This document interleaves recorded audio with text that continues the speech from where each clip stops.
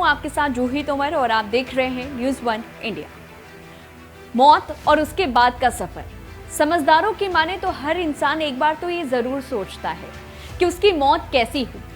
शायद जिंदगी जीने का ये तरीका है कि आप हर पल ये सोचकर जिएं कि जिस दिन आप इस दुनिया से जाएंगे उस दिन लोग आपको किस तरीके से याद करेंगे। लेकिन एक जवान को ऐसा सोचने की जरूरत नहीं पड़ती, क्योंकि जिस पल वो देश के लिए वर्दी पहनता है, तन पर तो खाकी सजाता है, मगर मन में तिरंगे के रंगों को समा लेता है और फिर उसी में लिपट कर मौत के आगोश में जाना चाहता है। एक शहीद की मौत से ज्यादा गर्व की मौत किसी इंसान की हो ही नहीं सकती।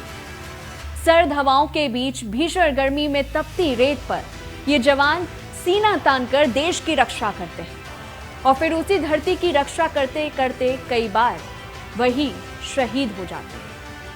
इससे ज्यादा खूबसूरत बात क्या हो सकती है कि एक जवान को धरती माँ अपने आगोश में ले लेती है। जब वो थक जाता है तो उसे अपनी गोद में शरण देकर उसे थपकियां देकर सुला देती है। ये मौत सबको नसीब नहीं होती। कुछ ऐसा ही शहादत की कहानी है वायुसेना के जवान मलखान सिंह की। यूपी के सहारनपुर जिले से करीब 30 किलोमीटर दूर फतेहपुर गांव के रहने वाले वायुसेना में तैनात रहे शहीद मलखन सिंह का पार्थिव शरीर 56 साल बाद उनके पैतृक गांव पहुंचा और पोते गौतम ने उनको मुखाग्नि देकर अंतिम संस्कार किया।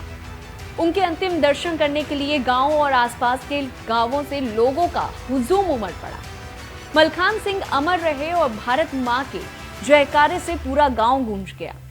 वायुसेना के जवान बुधवार को उनका पार्थिव शरीर लेकर गांव में पहुंचे थे और फिर देशभक्ति के तरानों के बीच गमगीन माहौल में पूरे सैन्य सम्मान के साथ एयरफोर्स के बहादुर जवान मलखान सिंह को 56 साल बाद अंतिम विदाई दी गई। मलखान सिंह को मुखाग्नि उनके बड़े पोते गौतम ने दी, क्योंकि मलखान सिंह के माता पिता, पत्नी और बेटे की मौत हो चुकी है और उनके परिवार में केवल बेटे की बहू और 2 पोते और 3 पोती। बता दें कि भारतीय सेना को हिमाचल प्रदेश के रोहतांग दर्रों पर 30 सितंबर को 4 भारतीय जवानों के शव मिले थे। इनमें से एक शव मलखान सिंह का था। बर्फ में दबे होने की वजह से शव खराब नहीं हुआ।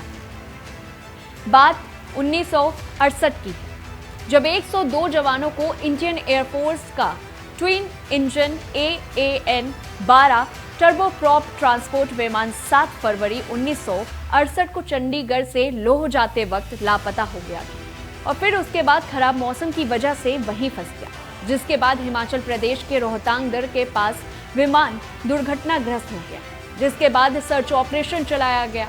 बताया जाता है कि ये देश का सबसे बड़ा रेस्क्यू ऑपरेशन था। भारतीय सेना ने खासकर डोगरा स्काउट्स ने 2005, 2006, 2013 और 2019 में शवों की छानबीन को जारी रखा।